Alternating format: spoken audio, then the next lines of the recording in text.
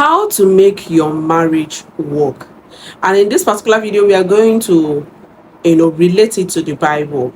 We are not going to just talk about how to make your marriage work. So what does it mean to be a wife? Let me tell you something.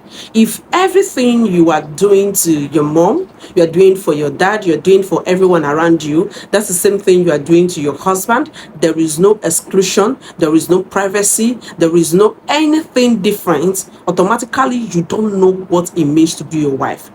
Automatically means you are the real cause of why you are going through what you are going through in your marriage today. See, as a wife, there should be a difference. There should be a huge boundaries between you and your husband and every other person around. I don't care who the person is. As long as that person is not your husband, there should be a huge boundary. Number one thing you need to do as a wife is, I want to ask you, when last did you make your man feel like a king? Say, in every man, I know you hear this, in every man there is always kingship crown on it. In every man there is always a kingship crown on him. The man that God has given to you, you pray for this man to come into your life. You actually dated for so long or however, and finally you are now a wife. When can you remember how you treated the man God has given to you as a king? And some of you, because you are lucky to marry a calm person, a gentleman, you automatically turn this man into what he cannot explain. Some of you talk to your husband, you talk to the man in your life as if there are nothing. There's no courtesy, no boundaries, no any altar of respect. Let me tell you something as a wife. There is in every man, there is a lion waiting to be triggered to devour. Don't, as a wife, don't allow the lion in your husband to be triggered to the point that he can no longer hold himself. Some of you take advantage of a man that is kind. You actually pray for a kind man. You pray for a good and a respectful husband. The moment you find one, you become a different person entirely. As a wife, how do you talk to your husband? This is not to tell you that the man is perfect, the man is everything, but how do you talk to him? So many of you don't get it. So many of you feel, oh, he's not angry. So many of you feel it doesn't matter. It matters. Your approach matters. Your tongue matters. Your attitude matters. Your actions matters. Your words and the placement of your words matters. As a wife, listen. Repeat after me. Say, Jesus. Shout the name of Jesus, because God is the author and the finisher of our faith. God is the one that instituted marriage. Without him, marriage cannot work. Shout in the name of Jesus. Repeat after me. In the name of Jesus, I receive the grace, I receive the strength, I receive the character, the authority to be a good wife to my husband. And in the name of Jesus, if there is anything that is making my marriage not to work, if it is my action, my attitude, my words, oh Lord, mend my attitude. Oh Lord, could subtune my heart to be a good person, to be a good wife, to treat my husband as a good person, and my husband also will treat me as a good wife.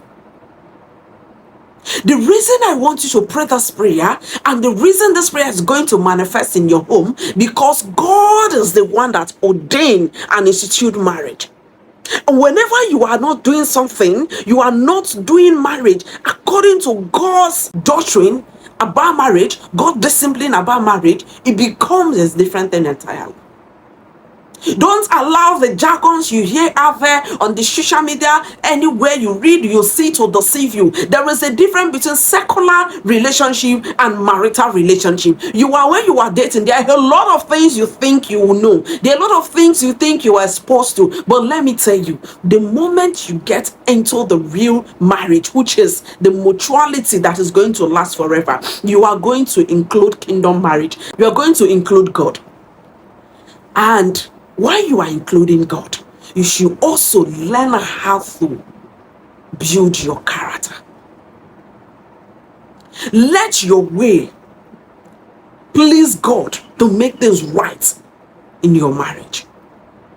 I know, yes, your husband is not perfect, just like I said. You are not perfect either, but there are things you can do to make it better. I will make another video to address the men, but this particular one is for women. And I want you to be intentional about your marriage. I want you to be intentional about the things that goes in and goes out in your marriage.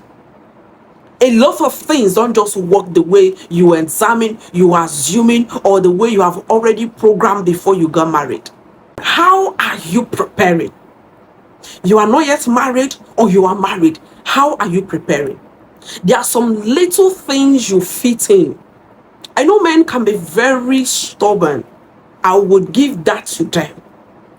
But you see a man who go out there on a daily basis to get things to be done, try to fix one or two things for the house, then you as a wife, you should be intentional with those domestic things, those little things. For example, his soap, his hair creams, his body cream. So many men are so nonchalant that it will take you a whole lot to build that mindset, that routine in them, that, oh, you need to do this. This thing is okay. That thing is normal. This thing makes you better. This thing makes your skin better. But so many of them focuses on, being manly, being masculine, trying to do things, in another dimension. But that is your duty as a wife. If you're opportune, if you are blessed with a man who feels, oh, I'm not used to these things, you take your time. This thing I'm telling you is not going to happen overnight. It's not a magic. It's a process. It's a routine that you need to keep on doing. A man went out there to get a job, to get something, to do a business, whatever thing your man or your husband is doing. And as a single girl, how are you preparing? We are now in a generation where you are asked not to do this for a man, not to do that for a man. Don't let those things get into your head. You have a good man who is standing up every day to see how to make the marriage move forward positively, then you should give in your all to. Love is expensive. Commitment is expensive. You should give in your all in order to see the positive effect. You don't expect to sit down and expect a lot of things to work. Let me tell you, so the day you accept to marry a man, that is the day you carry the mantle of leadership and responsibility. A lot of persons or a lot of women make a mistake. The moment they get married, they already had a lot of expectation. I always say this. There are so many unmet expectations that is disturbing you as you are saying this video. But I'm here to remind you that is how marriage is. It is in your hands to make it better. It is in your hands and the hands of your man to fix it up properly. Don't wait for anybody. Nobody's going to fix it for you. Nobody is going to fix it for you. That is what you should know anytime you are having issues in your marriage. And I'm going to leave you with this.